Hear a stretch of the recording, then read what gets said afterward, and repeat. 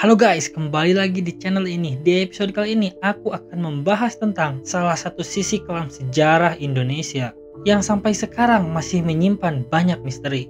Sebuah operasi rahasia yang dikenal sebagai Petrus atau penembakan misterius.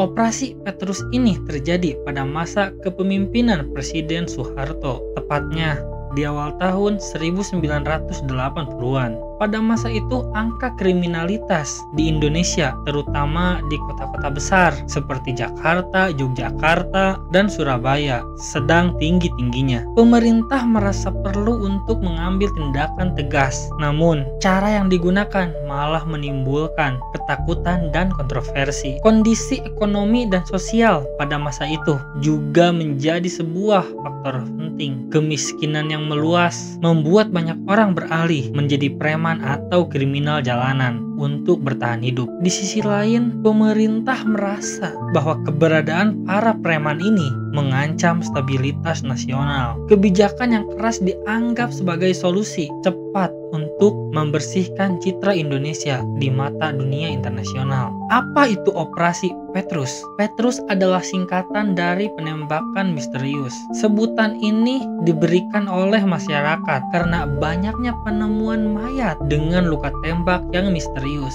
Korban-korban ini seringkali dijumpai di tempat umum dengan tangan yang terikat dan tanda-tanda kekerasan. Namun ada pertanyaan besar yang hingga kini sulit untuk dijawab. Siapa sebenarnya dalang di balik operasi ini? Dan apa sebenarnya tujuan dari aksi-aksi yang menelan ratusan bahkan ribuan nyawa ini? Korban Petrus ialah kebanyakan adalah orang-orang yang dicap sebagai kriminal atau preman. Mereka biasanya sudah masuk dalam daftar hitam pemerintah. Modus operasinya sangat terencana. Pada malam hari, orang-orang ini diculik oleh orang-orang tak dikenal. Keesokan paginya, mayat mereka ditemukan di pinggir jalan, seringkali dengan pesan tersirat. Ini adalah peringatan untuk yang lain. Yang membuat operasi ini semakin menyeramkan ialah keterlibatan aparat keamanan. Banyak saksi mata yang melihat kendaraan militer di lokasi kejadian, bahwa ada desas-desus, bahwa operasi ini dirancang oleh intelijen negara untuk menanamkan rasa takut di masyarakat. Selain itu, penemuan mayat-mayat ini memiliki kesamaan. Para korban biasanya ditemukan dengan tangan terikat ke belakang, luka tembak di kepala atau di dada, dan tubuh mereka dibuang di tempat-tempat umum seperti pinggir jalan, sungai, atau tempat terbuka lainnya. Hal ini seolah menjadi teater horor yang dirancang untuk menunjukkan kekuasaan negara. Target operasi ini bukan hanya kriminal kecil. Ada indikasi bahwa beberapa korban adalah orang-orang yang dianggap mengganggu pemerintah. Dengan kata lain, operasi Petrus tidak hanya bertujuan untuk mengurangi angka jumlah kriminalitas, tetapi juga untuk menyingkirkan elemen-elemen masyarakat yang dianggap berpotensi melawan. Operasi Petrus ini berhasil mengurangi angka kriminalitas, tetapi dengan cara yang sangat mengerikan. Masyarakat hidup dalam ketakutan. Tidak hanya preman, warga biasa pun merasa tidak aman.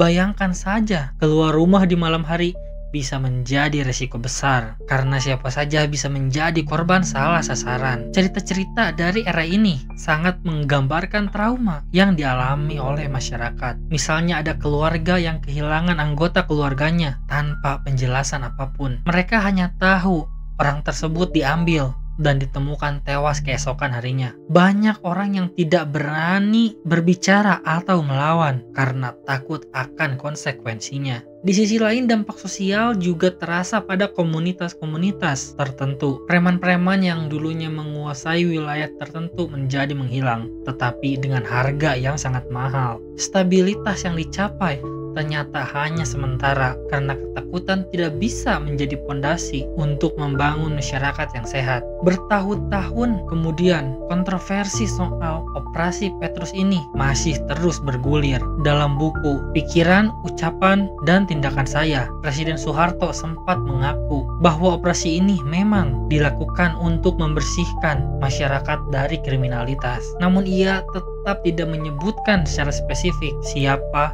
yang bertanggung jawab. Para aktivis HAM mengutuk operasi ini sebagai pelanggaran berat terhadap hak asasi manusia. Hingga saat ini, banyak pihak yang masih mendesak pemerintah untuk mengungkap kebenaran dan memberikan keadilan bagi keluarga korban. Beberapa dokumen rahasia dari era tersebut mulai terbuka, tetapi belum cukup untuk memberikan gambaran utuh. Banyak saksi kunci yang juga sudah meninggal dan bukti-bukti yang mungkin bisa mengungkap fakta sebenarnya telah hilang atau sengaja dihancurkan. Ini membuat Operasi Petrus menjadi salah satu misteri terbesar dalam sejarah Indonesia modern. Operasi Petrus bukan hanya tentang operasi untuk menurunkan angka kriminalitas atau tindakan tegas pemerintah. Ini adalah cerminan dari bagaimana kekuasaan bisa digunakan untuk menciptakan sebuah rasa takut. Meski tujuannya adalah untuk memberikan rasa aman, cara yang digunakan justru memberikan trauma yang mendalam. Sebagai masyarakat, penting bagi kita untuk terus belajar dari masa lalu. Tragedi seperti ini tidak boleh terulang kembali. Negara seharusnya melindungi, bukan menakut-nakuti rakyatnya. Itu adalah opini saya. Bagaimana menurut kalian? Apakah Operasi Petrus ini benar-benar solusi atau malah sebuah tragedi kemanusiaan? Tulis pendapat kalian di kolom komentar. Jangan lupa like, komen, dan subscribe